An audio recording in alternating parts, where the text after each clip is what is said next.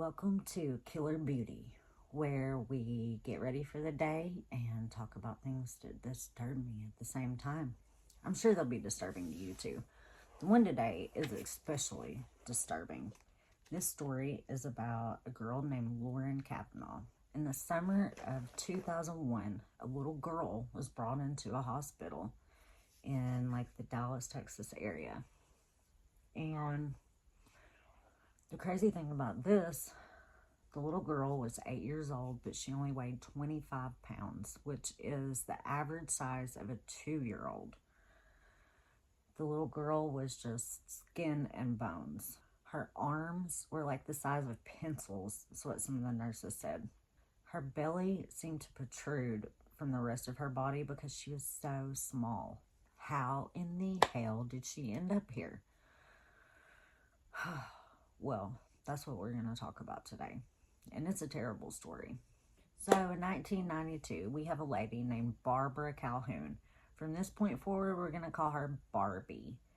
That's what everybody else called her. That's what Lauren calls her, who is her daughter. She was homeless. This is 1992.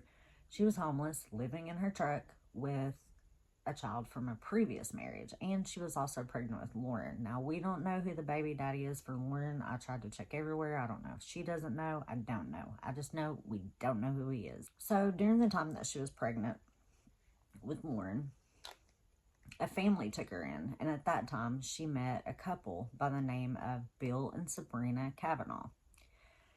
Now, Bill and Sabrina always wanted to have kids, but they couldn't have any. So this was like the perfect match, right? You know, they met Barbie, and Barbie was more than willing to give this kid up. She did not seem like she had any problems with this at all. So on April 12th, 1993, Lauren Kavanaugh was born. The Kavanaughs were there in the hospital with Barbie, and they were, waiting on her to be born. They were excited. This was like they're bringing home their baby girl. Barbie, on the other hand, couldn't give a fuck less. Now, this is according to the Kavanaughs. I don't know. She didn't want to hold Lauren.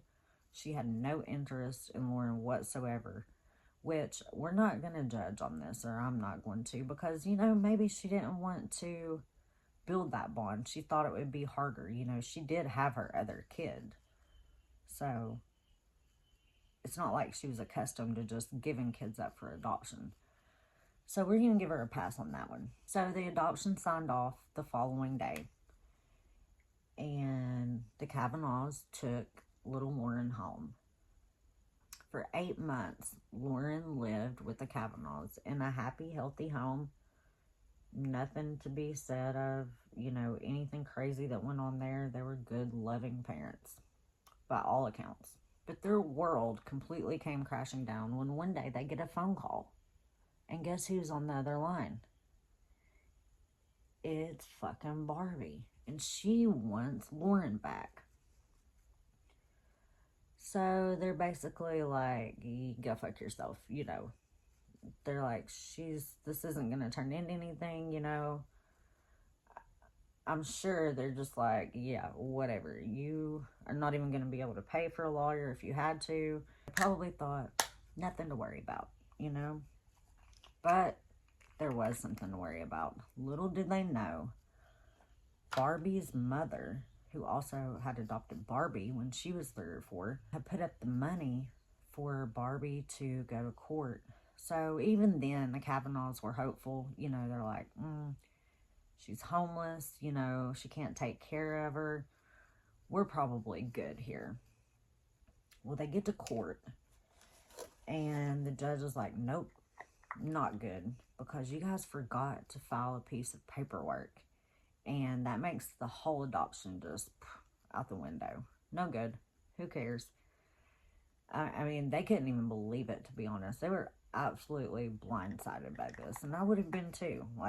I would have felt the same way. The Kavanaughs actually tried to plead to Barbie, Barbie, why are you doing this? Do you really want Lauren back? Because they want what's best for her. So Barbie actually tells them that her mother had already spent too much money on this, and basically, she couldn't go back on it now. So, I mean, that is really, really fucked. That's just, shows kind of what type of person, you know, we're dealing with here, right? Let's keep in mind, too, this was the 90s, you know? I mean, crazy shit happened back then. Like, people didn't question shit. People just went with it. I don't know. So, by the time Lauren is a year old, Barbie has been awarded custody of her. She immediately goes back, or not goes back. Barbie never had her. So, goes to Barbie. And, you know, any 1-year-old, they are going to be super attached to whoever their primary caregiver is. And I can only imagine how hard this was for the Kavanaughs. Like, there's no explaining this. No explaining it whatsoever. No way to explain this to a 1-year-old. So the Kavanaughs are allowed to see Lauren. They do have visitation. So in the meantime of all this happening, Barbie has her back. The Kavanaughs are having visitations, but Barbie ends up having a baby by a man named Kenneth Atkinson's. You got it, Barbie and Ken. That's who they'll be from here on out, okay? The Barbie and Ken from hell. So, you know, she has another baby. That's baby number 3 now that she has in her custody, all of them. So the Kavanaughs are getting these visits with Lauren. On one of the last visits that the Kavanaughs had, they were already kind of suspicious that things were not good. You know, they just didn't like the situation anyways. They knew how Barbie lived and they didn't like it, period. So they noticed that Lauren was coming with like a really severe diaper rash, but it didn't really look like a diaper rash. She was just blood red all over. So they suspected that she was probably being neglected and maybe even sexually abused. They actually were pretty certain that Kenny was already assaulting her at this age. And I mean, she's not even 2 yet, okay? So what they do, they take her to the hospital during one of their visits. And, you know, they explain to the children's center kind of what's going on here. And they're like, you know, with Lauren's age, her being under 2, that this was going to be super traumatic for her to have a rape kit done. And the Kavanaughs were scared that maybe they were wrong. Like, you know, maybe she is just being so neglected. This is like the most severe diaper rash they've ever seen. And they didn't want to risk traumatizing the girl. I mean, I know hindsight's 20/20, and you're looking back on it like, it would have been a hell of a lot better than what she went through. But, you know, they loved her. They didn't want her to be traumatized. So instead, they took a shit ton of pictures. And there's so many pictures, you can actually find them online. I'm not going to post one here. I think you kind of understand why. Because, I mean, it's essentially Lauren Nicky. So, I'm not going to do that. But it is blood red. I have looked at them. And my opinion was, I've never really seen, you know, diaper rash that looks like that. But I don't really know. I'm not a diaper rash expert. So, it's really hard for me to say. But I will say, it looks more like a carpet burn or something. But it's like all over. You'll just have to look for yourself. I don't know. But given all the shit that happens later on, I would side with the Kavanaughs and say Mr. Ken had probably been doing shit from day one. Okay, so they take all these pictures, right? Because they don't want to do anything in the hospital. So the judge that had awarded Barbie custody, they take these to him because they're like, this motherfucker is going to give us custody back. There's no way. Again, it's the 90s. They go to court. This motherfucker has the audacity to tell the Kavanaughs that they are doing Lauren more harm with these pictures than they are helping her. And not only that, but I think that them taking these pictures actually gets their visitations taken away, because after this, or maybe he just leaves it to Barbie then to say, if you want her to go back, they can. If not, blah, blah, blah, whatever. After this point, never goes back. So the Kavanaughs never saw her again, you know, from this point. I mean, it's sad, you know, what do you do? And then the judge, where else do you go? He just sits there and tells you to your face, like, you're the problem. It's It's fucking batshit. Oh, but let's not forget something else that did not help the case of the Kavanaughs. Barbie's mother, Dolores, shows up again in court. My daughter's the best mother of the world, mother of the year. You know, she's like going on about how great Barbie is. And I'm like, lady, I mean, to me, I cannot stand her worse than anybody out of this situation because she knew what the fuck was going on. Like, you know. This is basically the end of the Kavanaughs getting to see Lauren at all. And this is the beginning of years of abuse. Probably not even the beginning, but, you know, the beginning of really true hell that Lauren faced for the next 6 years. In 1996, Barbie was said to have had a miscarriage, and Lauren would be 3 at this time. And this is when, you know, everybody in the family says that things really escalated fast after this, really fast. It was at this time that Ken admitted to building a room, which was actually like a crawl space in their kitchen pantry.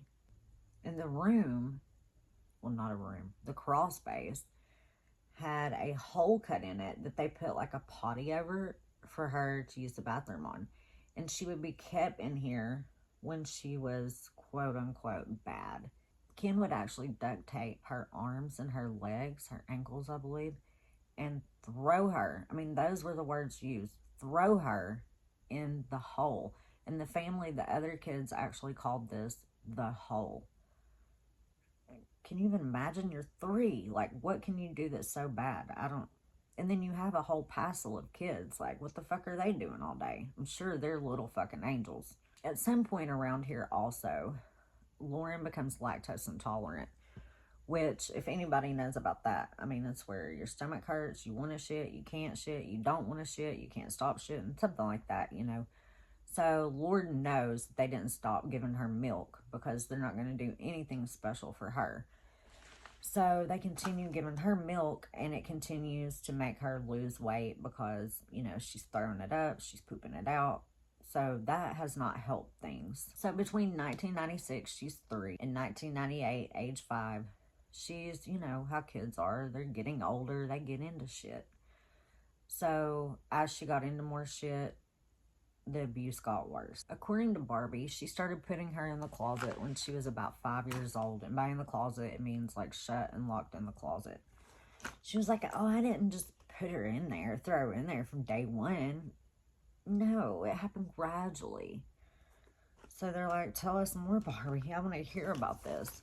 How this gradual closing in the closet happened. So it started out where she would just put a gate up. And then Lauren got bigger, and of course she could push the gate down or climb over the gate.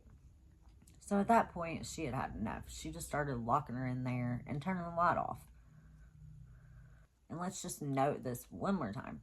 She did none of these horrible things to her other kids. And by this time, like, I don't know what order she drops them in. I think she's dropping like 1 a year, it seems like. But I think she has 5 total at this time.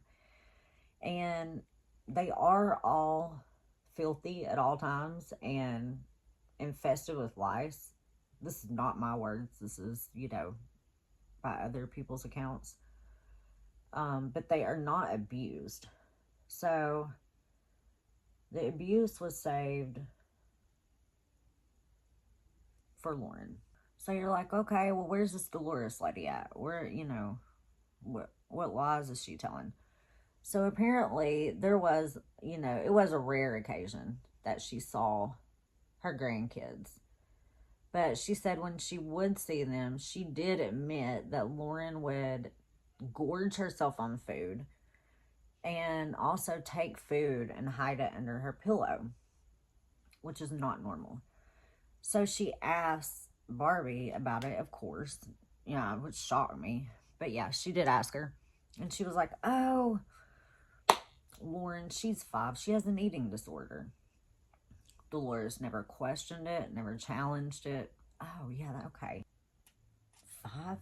I mean, like, my grandmother, my mother would be like, what the fuck are you talking about? I mean, they would call me on that. That's just ridiculous. So, I'm not sure if that's why she stopped letting Dolores see the kids. I don't think she really saw them that much anyways. But Dolores didn't really see the kids anymore after that. So, that was that. Dolores actually said that the last time she saw Lauren, she was 6, and she was supposedly normal size, whatever the hell that means then. But I don't really believe that, because if Lauren was hiding food at the time, and Barbie even admitted that she was keeping her in the closet way before she was 6 years old, I don't believe any of that shit. So moving on from her, she's a horrible person. It's now 1999, and Lauren is 6. In her daily life, I mean, this is where shit gets just, it's all bad. But it just it goes downhill really fast here. Let's talk about what her daily life looked like from the time she was 6 till the time she was 8 years old when she was taken to the hospital. Most days were spent sleeping in a closet or sitting in the closet all day, all night, in her own urine and feces. When she was allowed at the table to eat with the rest of the family, she would only be able to chew her food. They would not let her swallow it. They would make her chew the food and spit it out. Bath time. Here's a crazy one, because, you know, most kids at this age really enjoy bath time. On the rare occasion she was given a bath, let's say that, Barbie would hold her head under the water because she said she enjoyed seeing her gasp for air. This sick fucking bitch. I mean, can you imagine? You enjoy to see that? That's one of my worst fears, is to like drown, smother. You know, I'm not really even claustrophobic, but that shit has always scared me. Like, I panic if I can't like breathe. So, can you imagine as a kid, the one person that's supposed to love you and they're holding you underwater? She would hold her because, I mean, this is something she said. She admitted this. I'm not coming up with this shit. She would be sold to other child predators because I don't think anybody's working in this house. So, you know, the poor kid, she would be assaulted in all manners by her stepfather, Ken, and just ultimately wanting out of that closet so bad every day, but then being so scared to come out of it because you knew the torture that you're going to go through to get out. I mean, can you imagine? Like, that's the whole, nobody wants to be in a closet all day, but you know what happens to you when you do get out of the closet, so you really don't even, do you want out? Like, I don't know. Let me put this fucking eyelash on. There's a special place in hell for these people. Okie dokie. So, one of the things that I was wondering, that I'm sure you're wondering, all this horrible shit that's going on, right? How does nobody ever report these people to CPS? Like, right, I would have been reported by now. I'm just going to go ahead and tell you. Like, there's no way I would not have been reported by this time. This is just crazy. So, apparently, CPS did receive a couple reports. And one of the reports is that the kids were eating moldy food, which, okay, I get it. Like, that's, you know, not good. But the other report actually came from one of Barbie's friends, and it said that she had actually witnessed Lauren being tied up, spread eagle, naked on a bed. And as soon as she saw it, she reported it. So, I mean, to me, that goes beyond fucking moldy food. Like, we got to check this out for sure. So, CPS does come. They come, and Barbie and Ken are actually fucking there on one of their attempts to contact them. And I guess Barbie's last name was different than whatever was on the paper. So she was like, oh no, we're the Atkinsons. And they were looking for the Calhouns. It was something like that. So she was somehow able to get by with that. Like, it just, I don't really understand how it was that easy, but it was that easy for her. So you would think, like, right, I mean, a report that bad, you would really think that they're coming back, right? Nope. Nope. Nope. Like I said, the fucking 90s. They put down that they had attempted to contact And the result was unable to make contact. Well, no shit. Like, you tried what, twice? I mean, when do you stop on something like that? Do you ever stop? I don't think you do. So there's another disservice to Warren right there. I mean, where is this girl gonna stop being failed? I'm waiting for it. Well, some shit is about to hit the fan. In the summer of 2001, Barbie goes away to visit some cousins, okay? And leaves Ken there at the trailer park with all the kids running fucking wild, right? They're all out of school running fucking batshit crazy. I can only imagine. So they're giving Ken pure hell. Well, apparently, Barbie's been gone for like 2 weeks, right? And apparently, Ken knows that, like, dude, she ain't really going to visit no cousins. She is going to meet up with men that she met online, and she's going to hook up with them for money. Yep. So, like, I don't know that she ever really lied about this. I don't know. But anyways, he ends up, I think he starts getting pissed because she just keeps being gone for so long. And I think that that's what kind of pissed him off. So he tells the neighbor lady, Jean, he was like, I got something to show you. She was like, okay. He was like, you're going to have to come to the house, you know. So she's like, what's she expecting? I don't know, but I can guarantee you it's not what she saw. So she goes in the house and he opens the fucking closet door and Lauren's in there. I think she was pretty much naked actually when she first saw her. I don't want to lie to you, but I think that was the case. Jean freaks the fuck out. I mean, she did better than I would have done. Like, what would you do? Well, she called the police. Of course she would do that. The police come. And I think, I need to mention this, I think that Ken thought if he got ahead of this, like, he's going to nail Barbie for this anyways, right? Because he's pissed. Barbie's out here, you know, doing her thing, making her money, leaving his fucking ass at home. He's going to show that bitch. So I think he thought, hey, I'm going to tell that, you know, Lauren's in this closet and I'm going to make it look like fucking Barbie and I'm going to get out scot-free and I'm going to fuck Barbie in the, you know, whole process. Well, it didn't work out like that, okay? So the police come and, you know, they're like, yeah, I don't think so. Not today, buddy. Not today. So they take Ken down and, well, take him down. They didn't have to, like, physically take him down. They take him down to the station.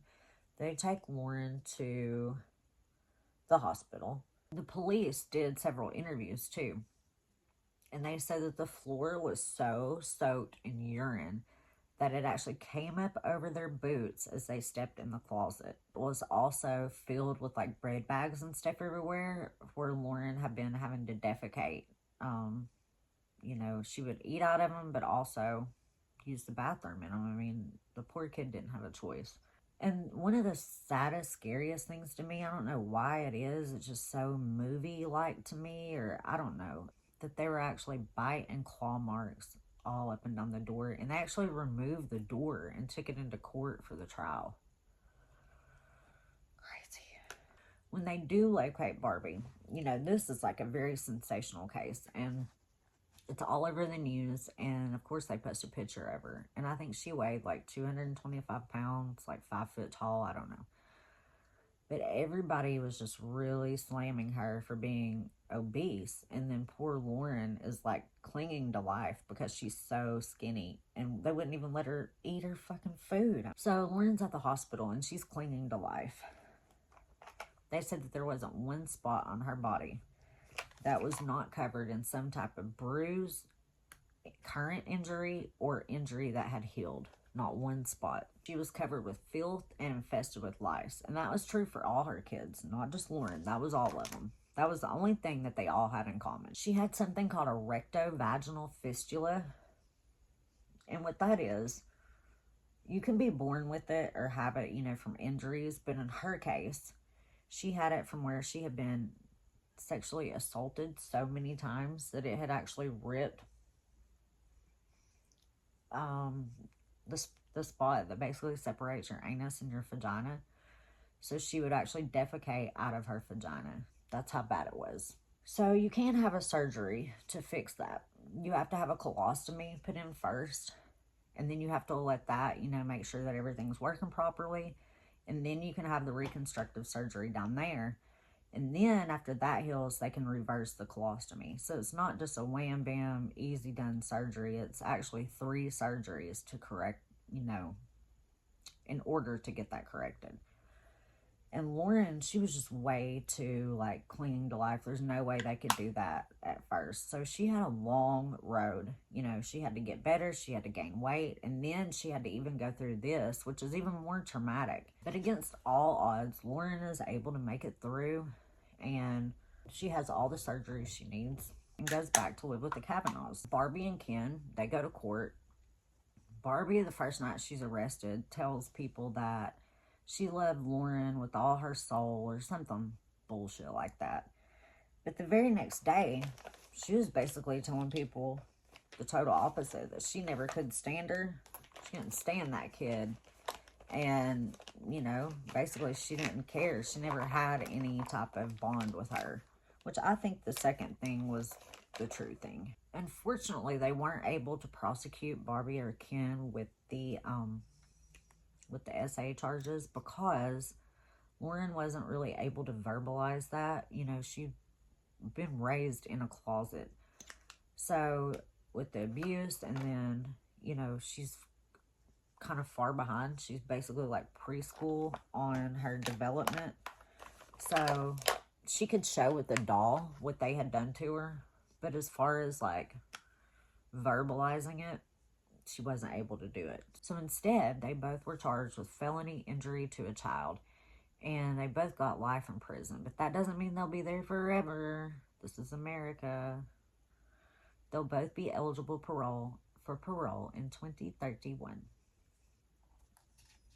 I don't think they'll get out, but you never know. But this story still isn't over. Like I said, Lauren was reunited with the Kavanaughs. So she's back there, and she's been there for a few years. Lauren's in her pre-teen ages. I don't know, middle school, 12, 14 maybe. I can't remember. But everybody was pressuring the Kavanaughs to allow her to stay the night somewhere because they were helicopter parents. And I get it. I wouldn't want to leave her sight for a second either. So they finally talk her into it, and they let her go stay with her cousin, who's a little older than her. She's married, and, they thought that would be a safe place for her to go. Nope. The cousin's husband, who's 24, sexually assaulted her the morning following her stay. And it's just so unfortunate. He was arrested, of course, and his wife was actually given... she was given probation because she knew not about the assault. She knew that he had child pornography and never reported it. So, yeah. It's just shit. So, we're still not done. So, that guy was sentenced to 13 years for the child porn and for what he did to Lauren. So, Lauren goes on and grows up, and I know she has tons of issues, having to work through, and I totally understand. In 2019, Lauren made the news again, right? And it was for charges of her own, which really shocked everybody. She was indicted on 3 counts of child sexual abuse. I will never say the same thing that happened to her because it wasn't, but in terminology-wise, it was. So apparently she met a girl on her fan club, a Facebook fan club website. She started seeing this girl. I don't know all the details of it. It was really hard to find. I think she even lived with her at some point, but she had sexual relations with the girl, and the girl was 14. So the parents ended up filing charges on her. Well, this all ended up getting dropped. Basically, it all got dropped on the conditions that Lauren would get mental help. I think it was in-house. She had to actually check herself in and get treatment. And I haven't been able to find anything on her since. So I hope that, she's gone in and received the help that she needs and deserves. That's a bad thing. A lot of these people do go on to hurt other people. And I'm sure that she would never want to do that. It's just a horribly sad case through and through. I hope she's having happier days now and that, you know, she's healed and definitely not hurting anybody else. That's the case of Lauren Kavanaugh, the girl in the closet. If you made it this far, thank you so much. And I would love to know what you think about the case. I mean, it's a long one. If you did make it this far, I applaud you, because there were several times I wanted to quit myself. It's just a heavy one. So, thank you. And if you're into this sort of thing, the true crime, makeup, get ready with me, subscribe. Or don't subscribe, you know, whatever you want to do. Bye. I'll see you next time.